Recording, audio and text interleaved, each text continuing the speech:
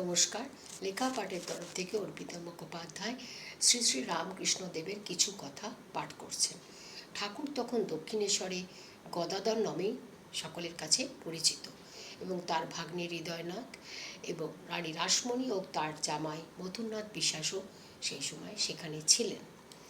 দেবার্চনায় নিষ্ঠাবতী রানী সাম্প্রদায়িকতা নাই। যেমন ঘটাকড়িয়া ইষ্টদেবী ভবতারিণীর পূজা অনুষ্ঠান হয়, সেই রকম আরম্ভের গোবিন্দজিরও সকল উৎসব চলে।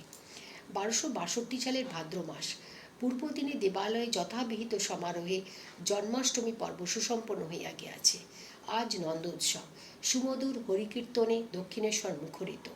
বিশাল দেবোদ্যান বৃন্দাবনে পরিণত। দেব মন্দিরে মন্দালয়ে আনন্দ উৎসব। তৈল হরিদ্রা অঙ্গন প্রাঙ্গণ কক্ষতল মন্দির পথ হরিদ্রাব পিচ্ছিল। ভাগীরথী আজ হরিদ্রাক্ত কলে বড়ে কুলুকুলু স্বরে হরিগুণগানে প্রমত্তা। উল্লাস আনন্দ হরিধ্বনি নিত্যগীত উৎসবের ইয়ত্তা নাই। এই সময় শ্রী শ্রী রাধারানী ও গোবিন্দজির অপরূপ বিগ্রহ দুইটি প্রত্যহই পার্শ্বের শয়ন মন্দির হইতে পুজো মন্দিরে রক্ষিত সিংহাসনে আনিয়া বসানো হইত এবং পূজা ও ভোগারাদি সম্পন্ন হইবার পর মধ্যাহ্নে পুনরায় শয়ন মন্দিরে বিশ্রামের জন্য রাখিয়া আসা হইত। আবার অপরাহ্নে ওইভাবে আনিয়ায় রাত্রে আরেত্রিক ভোগ ও পর শয়ন মন্দিরে লইয়া যাওয়া হইত। নন্দ উৎসবের দিনও মধ্যাহ্নে শ্রী শ্রী রাধা গোবিন্দজির বিশেষ পুজো ও ভোগ রাগ সম্পন্ন হইয়া গেল। রাধা গোবিন্দের বিগ্রহের পূজক ক্ষেত্রনাথ শ্রী শ্রী রাধারানীর বিগ্রহকে শয়ন মন্দিরে রাখিয়া আসিলেন। অতঃপর শ্রী শ্রী গোবিন্দজিকে সিংহাসনিতে তুলিয়া শয়ন মন্দিরে লইয়া চলিলেন। কিছু দূর অগ্রসর হইয়াছেন, এমন সময় তৈলপিচ্ছিল মন্দির তলে তার পদস্খলনে শ্রী শ্রী গোবিন্দজি হস্তচ্যুত হইয়া পড়িয়া গেল। সঙ্গে সঙ্গে অবিরাম সংকীর্তন ও কলধ্বনি কণ্ঠরোধ হইল। উৎসবের দ্বীপ যেন সহসা ফুৎকারে নিবাইয়া দিল। সভায় সকলে ছুটিয়া আসিয়া দেখিল শ্রী শ্রী গোবিন্দের বিগ্রহের একখানি চরণ ভাঙিয়া গিয়াছে। তৎক্ষণাৎ চারিদিকে হুলুস্থুলুস পড়িয়া গেল। মথুরনাথ আর্তনাদ করিয়া উঠিলেন।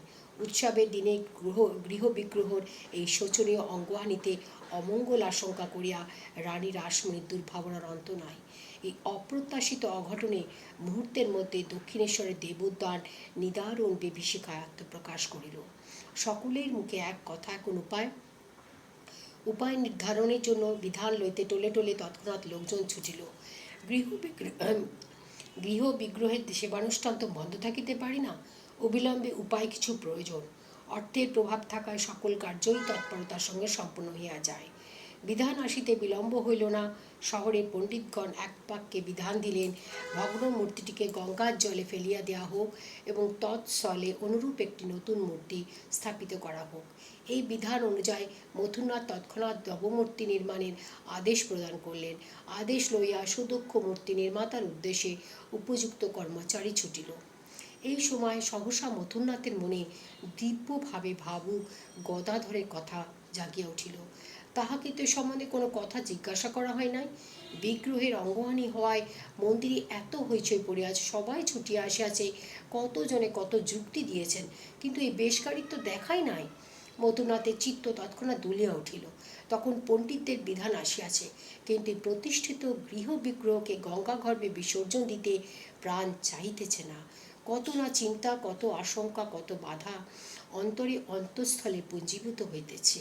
এই অবস্থায় মথুরনাথ রানীর নিকটে গিয়ে কহিলেন, মা, ছোট ভট্টাচার্য মহাশয়ের একবার মতটা লইলে হয় না? রানী আগ্রহের স্বরে সম্মতি দিলেন, এক্ষুনি। মথুরনাথ স্বয়ং চলিলেন গদাধরের সন্ধানে। দেখিলেন তিনি তখন নিজের আসনে ভাবে বিভোর। গদাধর এ সময় মধ্যে মধ্যে ভাবাবিষ্ট হইতেন। অন্যে তাহার এই ভাবাবেশ সম্বন্ধে যাহাই বলুক, মথুরনাথ সে সম্বন্ধে শ্রদ্ধাশীল ছিলেন। ভাব বিভোর গদাধরের সহিত মথুরনাথের এই প্রথম সংযোগ। গদাধরের এই ভাবমগ্ন অবস্থাতে মথুরনাথ বিগ্রহের অঙ্গহানির প্রসঙ্গ তুলিয়া পণ্ডিতমণ্ডলীর বিধান তাকে শুনাইলেন এবং সে সম্বন্ধে তাহার কি অভিমত জিজ্ঞাসা করিলেন। ভাব মুখে গদাধর উত্তর দিলেন, রানী জামাইদের কেউ যদি পড়ে গিয়ে পা ভেঙে ফেলত, তাহলে তার চিকিৎসার ব্যবস্থা হতো না আর একজনকে তার জায়গায় বসাবার আয়োজন চলত? এইখানে সেই কথা, বিগ্রহের পা যখন ভেঙে গিয়েছে জোড়াবার ব্যবস্থা করাও। যেমন পুজো চলছে তেমন চলুক, ত্যাগ করতে হবে কিসের জন্যে?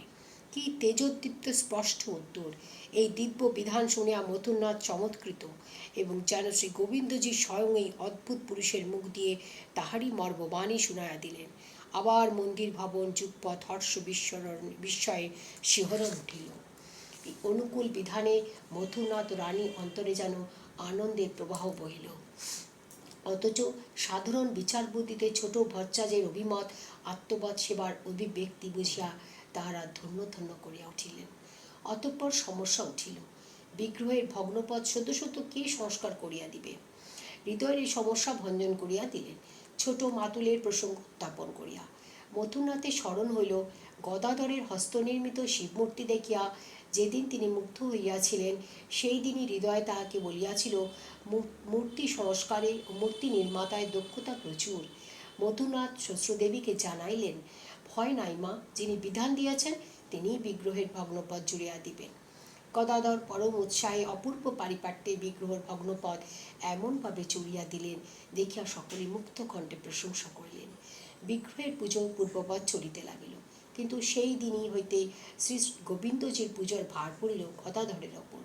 মথুরনাথ ব্যবস্থা করলেন, অতঃপর ছোট ভট্টাচার্য শ্রী শ্রী রাধা গোবিন্দজির পুজো করিবেন এবং শ্রী শ্রী ভবতারিণীর বেশকারী হইবেন হৃদয়রাম।